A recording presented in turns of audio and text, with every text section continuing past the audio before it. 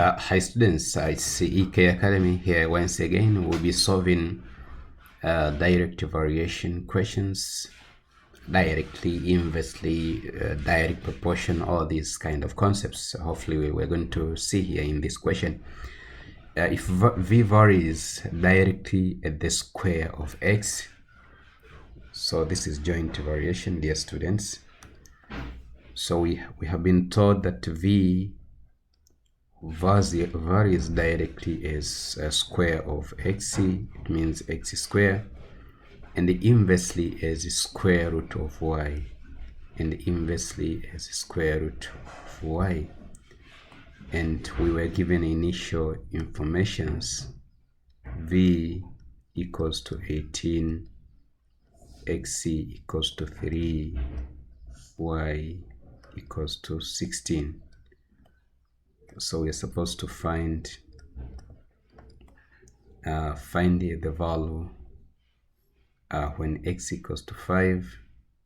So actually find v when x equals to 5, y equals to 4. So from this expression we're going to remove proportionality sign. We are going to introduce constant proportionality, x square over square root of y. And from this expression we have to find the value of constant k by using initial values given. And so from this question you can see that k will be v square root of y divided by x square. Putting all those details together, you have v, which is 18, multiplied by square root of 16 divided by x square, which is going to be 3 square. So eventually you have 18 multiplied by 4 divided by 9. You simplify, you get 9 will be 2 times 4, it is 8, dear students. So now the equation will be v equals to 8 x square over square root of y. And this is the equation. Now from the equation now we can get v.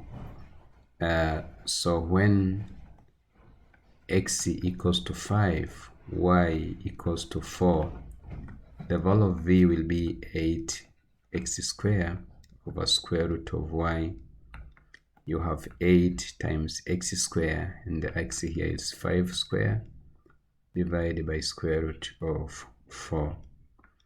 Eventually you have 8 times 5 square divided by 2.